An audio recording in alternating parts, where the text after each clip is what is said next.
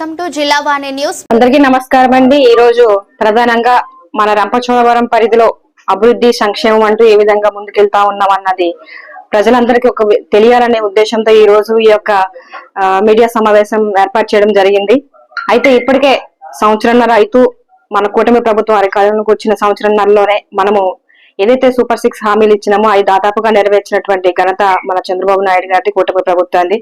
ఈ రోజు మీరు చూస్తే మెగా డిఎస్సి మనం అన్నట్టు రీతిగానే చేసాము. అది కాకుండా అన్నదాత సుఖీభావ పథకం ఇస్తా ఉన్నాం, తల్లికి వందనం ఇస్తా ఉన్నాం, ఉచిత గ్యాస్ దీపం పథకం ఇస్తా ఉన్నాం, అది కాకుండా ఉచిత బస్ ప్రయాణాన్ని కల్పిస్తా ఉన్నాము.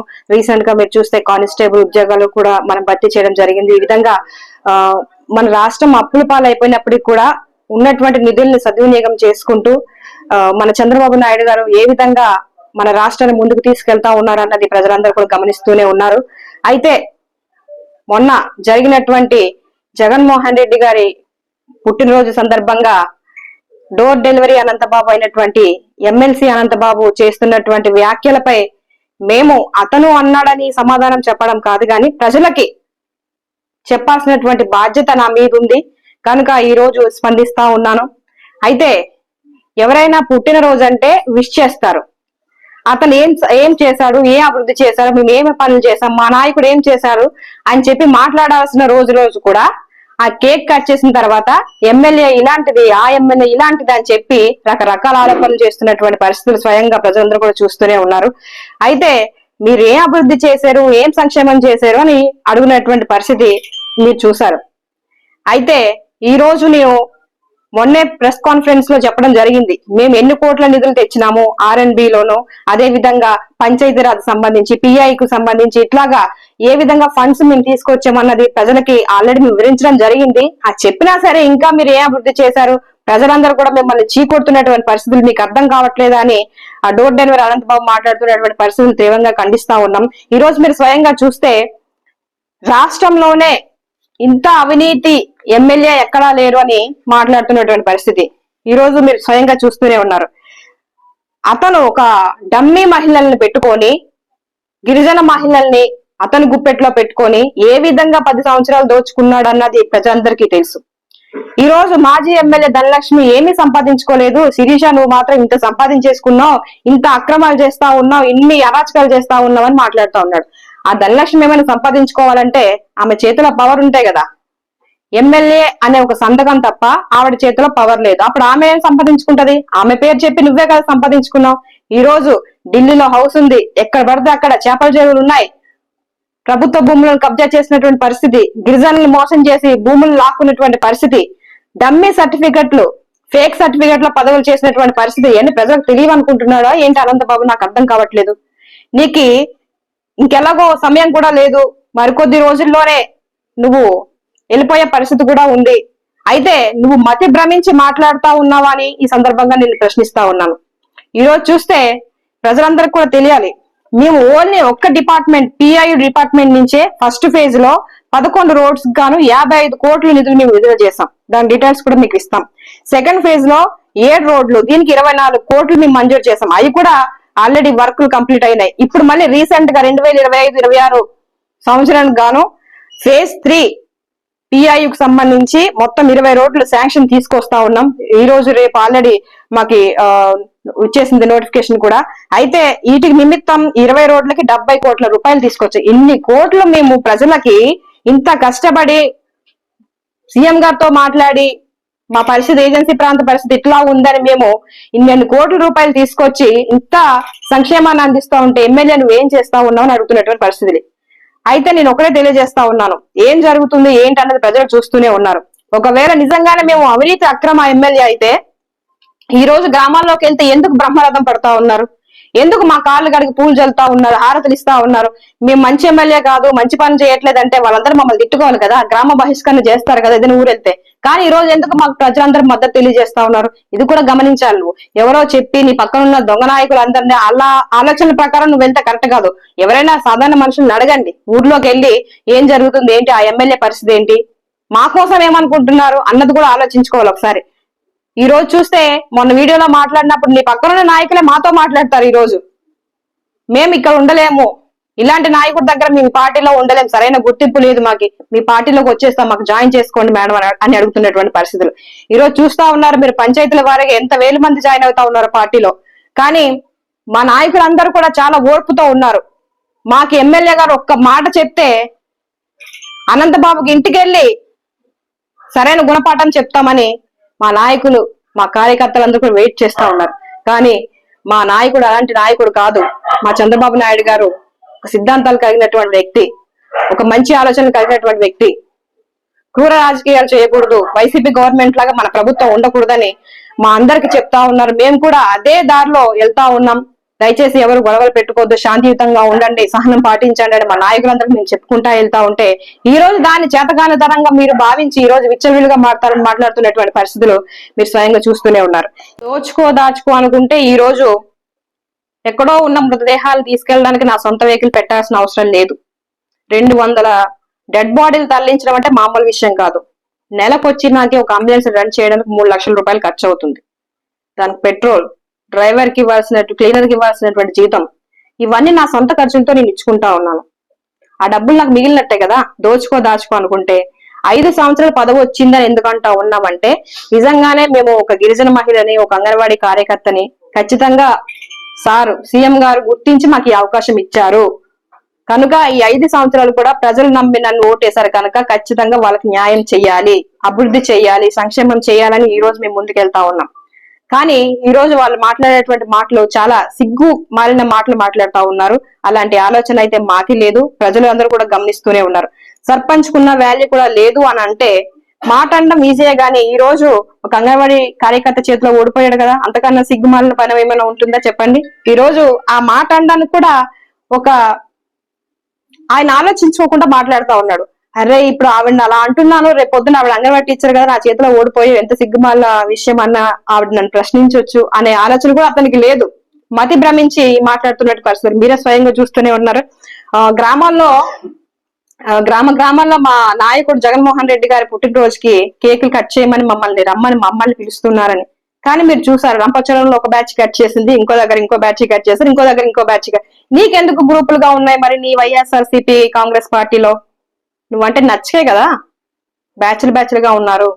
మా కూటమి నాయకుల్లో జనసేన, బీజేపీ, తెలుగుదేశం 3 పార్టీలను కలుపుకొని ముందుకు వెళ్ళడం అనేది చాలా గొప్ప విషయం. అయినా మన మండలంలో అందరినీ కలుపుకొని ముందుకెళ్తా ఉన్నాం. చిన్న చిన్న పొరపాట్లు ఏమైనా గొడవలు ఉన్నా సరే సర్ది పెట్టుకుంటూ ముందుకెళ్తా ఉన్నాం. మా నాయకులు ఇచ్చినటువంటి గైడెన్స్ ప్రకారంగా ఈ విధంగా మేము పార్టీని ముందుకు తీసుకెళ్తా ఉన్నాం. అలాంటి ఆరోపణలన్నీ కూడా నిజం కాదు, ప్రజలకు తెలుసు.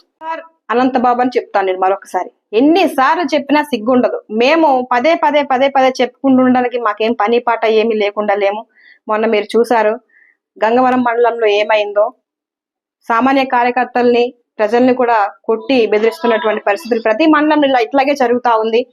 నేను ఒకటే అంటా ఉన్నాను, మేం చెయ్యాలి, మా నాయకులు చేయాలి, మా కార్యకర్తలు తిరగబడాలి. వైఎస్ఆర్సీపీ వాళ్ళు చేస్తున్నటువంటి అరాచక అక్రమాలకి మేము అందరం కూడా కట్టడి చేయాలంటే అందరు రెడీగా ఉన్నారు. మేము ఒక్క మాట చెప్తే చాలు, ఇంటికి వెళ్ళి కొట్టేస్తామంటే అన్న మాట్లాడుతా ఉన్నారు అడ్డదిగల మండలంలోనే.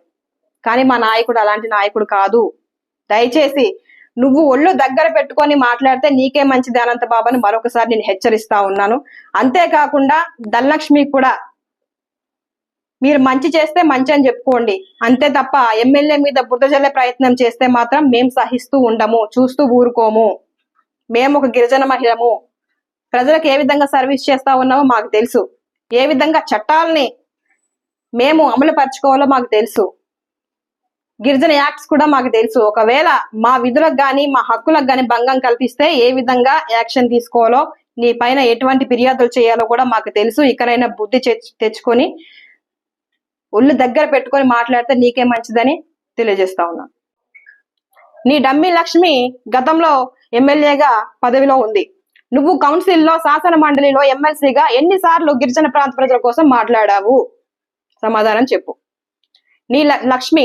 నీ డమ్మి లక్ష్మి శాసన సభలో ఎన్నిసార్లు ఎమ్మెల్యేగా గిరిజన ప్రాంత సమస్యల కోసం మాట్లాడింది? సమాధానం చెప్పు. చెప్పలేవు, 1-2 సార్లు. అదైనా ఏం మాట్లాడారో మీకే తెలీదు. Day 1 ఎమ్మెల్యే చేసిన ఫస్ట్ రోజు నుంచి అవకాశం దొరికితే అసెంబ్లీలో నా గలమెత్తుతా ఉన్నాను, ప్రజల సమస్యల కోసం మాట్లాడుతా ఉన్నాను. పూర్తిగా నీకు సమస్యల కోసం అవగాహన లేదు, తెలుసుకో, నువ్వు అభివృద్ధి చేసిన తర్వాత మాట్లాడు ఎమ్మెల్యే శిరీష అని ఈ రోజు ఎమ్మెల్సీ అనంతబాబు మాట్లాడుతున్నటువంటి పరిస్థితులు మీరు స్వయంగా చూస్తూనే ఉన్నారు. మాట్లాడిన డే 1 లోనే 1000 కోట్ల నిధులు R&R ప్యాకేజ్ రిలీజ్ చేసినటువంటి ఘనత మా కూటమి ప్రభుత్వాన్ని. నేను మాట్లాడానని ఈ రోజు గర్వంగా చెప్తా ఉన్నాను. అది కాకుండా రీసెంట్ గా దేవిపట్నంలో మండలంలో ఉన్నటువంటి మన గ్రామ దేవత అయినటువంటి గండిపోచమ్మకి 230 కోట్ల నిధులు ఈ రోజు నేను తీసుకొచ్చాను. అది కాకుండా ఈ రోజు చింతూరులో ఉన్నటువంటి CHC 50 పడకలు ఉన్న హాస్పిటల్ని 100 పడకల హాస్పిటల్కి అప్గ్రేడ్ చేయించాను. నేను చేశానని ఈ రోజు స్వయంగా నేను చెప్తా ఉన్నాను. అది కాకుండా మీరు చేసినటువంటి పని వల్ల 350 కిలోమీటర్లు ఇక్కడి నుంచి పాడేరు కలెక్టరేట్కి వెళ్ళాలంటే పరిస్థితి మీరు తీసుకొచ్చారు. కానీ ఈ రోజు మన రంపచోడవరానికి కేంద్రంగా పోలవరం జిల్లాగా నేను తీసుకొచ్చానని ఈ రోజు గర్వంగా తెలియజేస్తా ఉన్నాను. ఇంకా అదే విధంగా మీరు అంటించినటువంటి రక్తపు మరకలు కడగడానికి రీసెంట్ గా మీరు చూసారు, మొన్న నారా భువనేశ్వర్ గారు NTR ట్రస్ట్ తరపున మన ప్రాంతానికి రావడం, ఏజెన్సీ ప్రాంత సమస్యలన్నీ తెలుసుకోవడం, ఇక్కడ ఎంతో మందికి వైద్య సదుపాయాలు కల్పించడం, మెరుగైన వైద్యం కోసం పెద్ద హాస్పిటల్ కూడా రిఫర్ చేసి మొత్తం ఖర్చులని మేమే భరిస్తామని హామీ ఇవ్వడం, సంజీవని హాస్పిటల్ కూడా త్వరలో మేము తీసుకొస్తామని మాట ఇవ్వడం, అదే విధంగా బ్లడ్ బ్యాంక్ సంబంధించి ఒక బ్రాంచ్ ని కూడా మన రంపచోడంలో ఏర్పాటు చేస్తామని మాట ఇవ్వడం, ఇవన్నీ ఈ రోజు చూస్తే వేల మంది, మొన్న భువనేశ్వర్ గారు వచ్చినప్పుడు ఎంతో మంది జనం వచ్చి ఆమెకి వాళ్ళ యొక్క ప్రేమను వ్యక్తపరచడం జరిగింది. అదే విధంగా ఈ యొక్క ఆరోగ్య సమస్యలతో ఉన్న వాళ్ళందరూ కూడా అవన్నీ చేయించుకొని హ్యాపీగా వెళ్ళినటువంటి పరిస్థితి. ఇవన్నీ చూడలేక ఈ రోజు ఇష్టం వచ్చినటువంటి మాటలు మాట్లాడుతూ ఉన్నాడు ఎమ్మెల్సీ అనంతబాబు. మేము నీలాగా ఊకలోడిల్లోన గంజాయి పెట్టి అక్రమంగా తరలించలేదు, అక్రమ కలప చేయలేదు, రంగురాల వ్యాపారం చేయలేదు, అధికారులను బెదిరించలేదు. నీకొకటే తెలుసు, పరిపాలన అంటే అధికారులను బెదిరించడం, ఎక్కడ డబ్బు ఉంటే అక్కడ లాక్కోవడం, ప్రజలను భయభ్రాంతులకు బెదిరించడం, ఇలాంటి పరిస్థితులే నీకు తెలుసు. కానీ ఒక సామాన్య మధ్య తరగతి అంగన్వాడీ కార్యకర్తగా ఈ రోజు ప్రజల సమస్యలు తెలిసి వచ్చిన డే 1 నుంచే నా సొంత కారుని అంబులెన్స్ గా పెట్టాను. ఈ రోజు చూస్తే మనిషి చచ్చిపోతే పాపం ఆ బాధనే చూసుకుంటారా, లేదా హాస్పిటల్ నుంచి మన ప్రాంతానికి రావాలంటే 20,000 30,000 ఖర్చు పెట్టాలా అనే సందిగ్ధంలో చాలా మంది నిరుపేద గిరిజనేతర ప్రజలు ఇబ్బందులు పడతా ఉంటే వాళ్ళ కోసం నా సొంత అంబులెన్స్